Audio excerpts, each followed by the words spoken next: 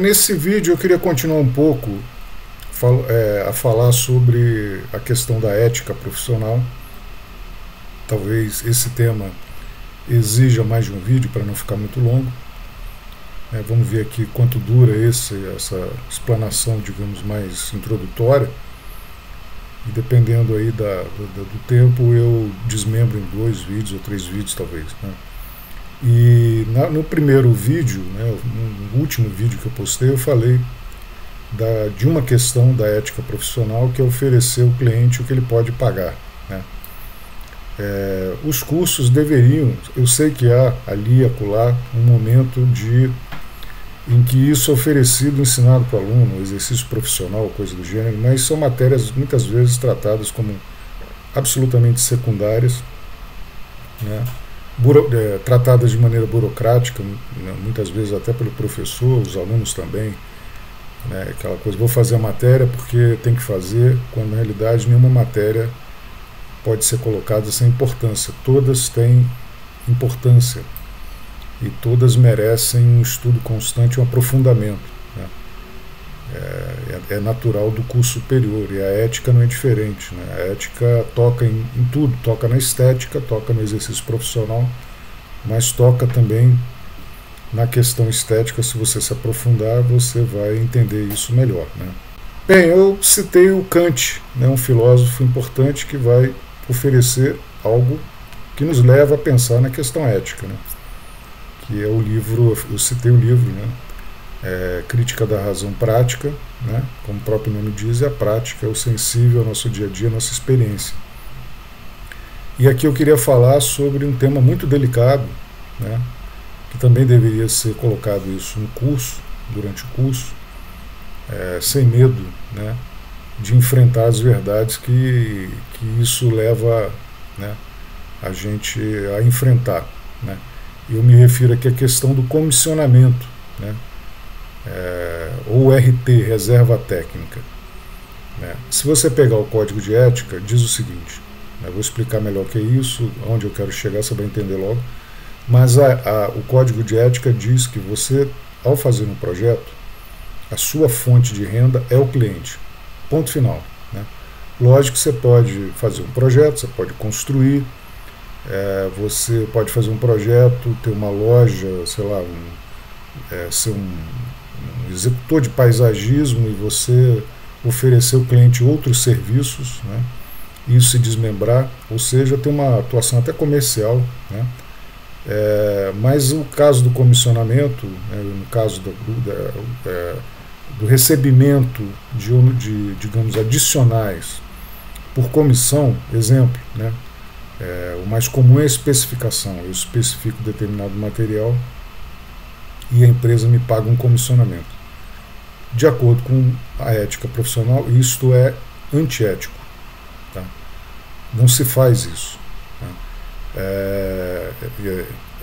Grande parte dos escritórios no Brasil hoje praticam isso, mas de maneira, digamos, velada, escondida do cliente, né?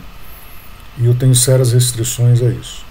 Mas para entender um pouco, né, o que aconteceu, por que os arquitetos levaram a fazer isso, a gente tem que voltar ao passado.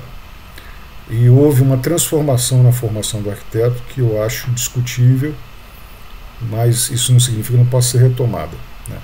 Que é uma formação, formar o arquiteto, preparar o arquiteto para dominar todo o processo construtivo, né? Se você pega um arquiteto como Vila Nova Artigas, vai estudar a vida dele, você vai ver que ele começou a carreira dele projetando e construindo e calculando, né? Porque naquela época, na época da formação desses arquitetos, a gente está falando aí metade do século XX, né, já se vão aí muitos anos, o arquiteto era preparado para isso, né?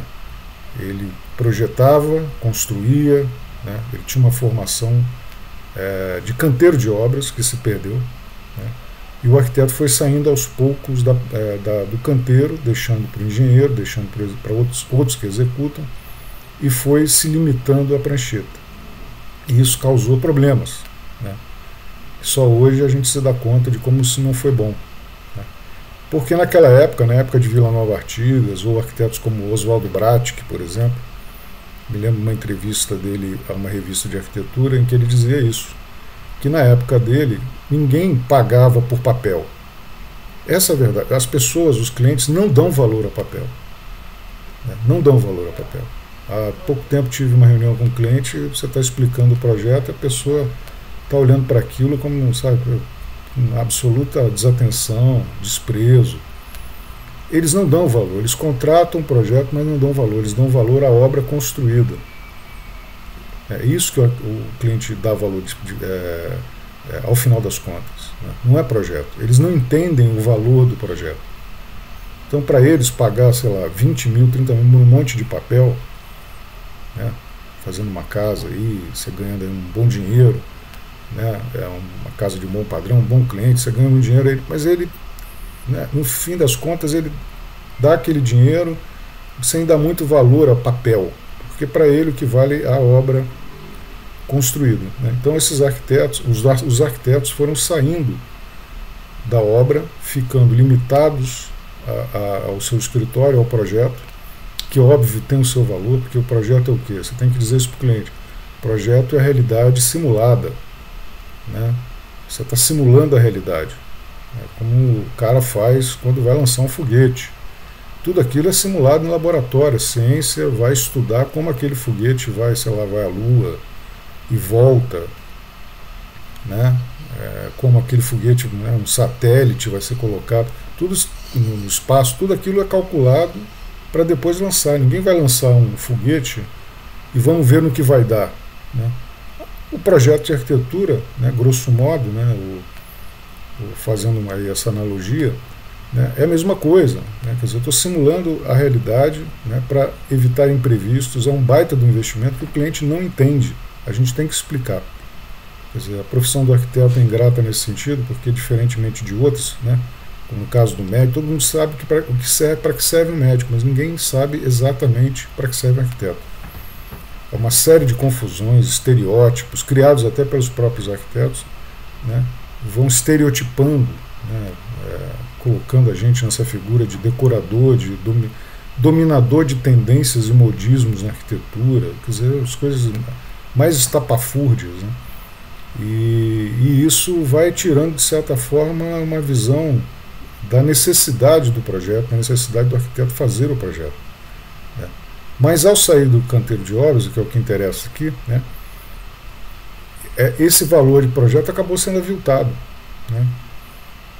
O arquiteto passou a ganhar menos, porque além de tudo ele tem uma concorrência com outros profissionais, seja design de interior, seja o desenhista, seja engenheiro, todo mundo fazendo projeto, e na realidade a gente não tem a mesma proteção que um médico tem, um advogado tem. Se um advogado agir por falsidade ideológica, prevista em Código Penal, sai no Jornal Nacional.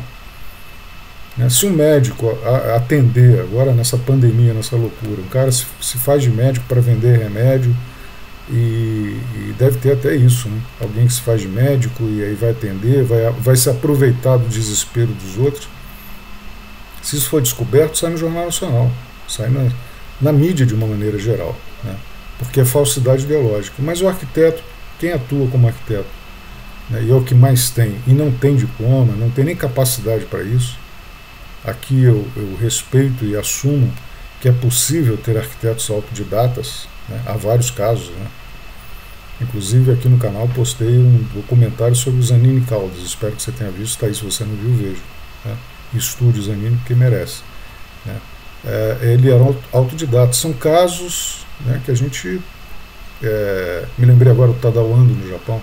Quer dizer, são casos possíveis e a gente tem que olhar esses casos com cuidado. Né? Mas o que mais tem é autoconstrução e gente fazendo, se passando por arquiteto, só que não tem capacidade. Então existe essa concorrência. Então isso resultou em quê? Aviltamento do valor do projeto. Não adianta ficar sonhando com tabelas do CAL, tabelas aí que na realidade, na prática, na realidade não funcionam. Não funciona. Né? Porque você vai ter que estar atento a essa concorrência desleal. Então, na medida em que você fica no escritório, né, limitado a projeto, com certeza você vai ter o seu valor aviltado. É muito difícil viver de projeto. Fazendo outra analogia boba, né, no futebol, a gente fala em futebol, já pensa em jogador milionário, né, rico. Não, são poucos que são ricos e milionários. Quantos jogadores de futebol tem no Brasil? Quantos ganham, às vezes, salário mínimo, ajuda de custo? E tem um jogador, um Neymar, um Messi, um Cristiano Ronaldo, seja lá quem for, que tem contratos milionários, né, já chegam a uma fortuna de bilhões de reais, né, 1 bilhão de reais, 2 bilhões de reais. Né. E são casos raros, a mesma coisa na arquitetura. Alguns têm uma rede social bastante profunda, uma capilaridade que permite bons clientes e conseguem viver de arquitetura, tem um reconhecimento, e merecem, né? Merecem porque fizeram por onde. Mas a maioria não tem isso, né? A maioria vai todo dia ali, todo mês, e eu acho que é uma preocupação de todos que abrem o escritório. E aí, como é que eu faço? No mês que vem, será que vai ter projeto? Aí a pessoa fecha o escritório, passa por problemas financeiros, né? Isso é muito comum ainda, né? E eu acho que a origem disso está, né, nesse apoucar, né, das nossas atividades, né, das nossas responsabilidades, do que nós podemos fazer, né. Quer dizer, eu acho que o estudante de arquitetura, ele deve, já na graduação, independentemente do que o curso ofereça, não ficar esperando que o curso dê isso, buscar orientações sobre empresa, porque ele vai ser um empresário. Se ele é um arquiteto idealista, etc., eu acho que esse idealismo hoje morreu muito, né? Esse idealismo é mais do passado, né? De arquitetos aí como Paulo Mendes da Rocha e outros tantos, né? Grandes nomes da arquitetura, né? Ficaram para a história, com certeza, mas essa época eu acho que já passou um pouco, né? Quer dizer, você tem que abrir uma empresa e tratá-la como empresa, não importando o seu objetivo como arquiteto, se você vai ser mais comercial, se você vai querer ser reconhecido como um artista na arquitetura, um nome nacional, tem ambições maiores nesse sentido. De qualquer maneira, você vai ter o quê? Aluguel para pagar, água de luz, energia elétrica, impostos, IPTU, etc. Quer dizer, existe uma empresa, uma maneira de tratar o negócio, né? O seu escritório como empresa, quando eu digo negócio, no melhor dos sentidos. Então, voltando à questão do comissionamento, né? Os arquitetos começaram a recorrer, como se aviltou muito o preço, como foi aviltado o preço do projeto, os arquitetos começaram a recorrer ao comissionamento, que é antiético. Então o arquiteto faz o projeto e ele quer ganhar dinheiro em cima da especificação do piso da loja tal, ele faz um projeto de interior, ele quer ganhar comissão da persiana da marca tal, e isso é antiético. Né? Os que defendem não têm coragem de dizer isso na mídia, né? Defender isso abertamente, porque às vezes o cliente sabe, né? E não adianta vir dizer, né, que você vai, né, alguns vão dizer, não, mas eu ganho uma comissão, né, mas especifico o melhor, não é exatamente o valor da comissão, mas o que é melhor para o cliente. A maioria não pensa assim. Enfim, há uma ganância aí que é difícil ser contida, né? Então o cidadão, o que ele faz? Ele põe o valor de projeto lá embaixo. Você que não quer ganhar comissão, não quer trabalhar dessa maneira, vai tentar manter um preço, ele vai ganhar, mas só que ele vai ganhar do cliente nessas comissões, o cliente às vezes nem sabe. E ele vai especificar para o cliente o que é conveniente para ele. Quando você, por obrigação, como eu disse no primeiro vídeo, você tem que vender o que o cliente pode pagar. E você não pode privar o cliente de opções, né? Dizer, olha, existe essa opção, você está lá para orientar o piso, a persiana, ou seja lá o que for, e dizer, olha, você tem essa opção, o preço é tanto, o custo-benefício é esse. Quer dizer, você tem que dar essa liberdade. Muitos arquitetos não fazem isso, são gananciosos e digo mais, né, eles praticam extorsão, é um tipo de extorsão. Eles vão, né, ameaçando as lojas, ó, se você não me der a comissão, eu vou para outra loja, não especifico mais. Quer dizer, não dá para contar com a honestidade de todos. Nesse jogo, as regras não são claras, as regras muitas vezes são sujas, né? Então eu acho que voltar a dominar o processo construtivo é um caminho, né?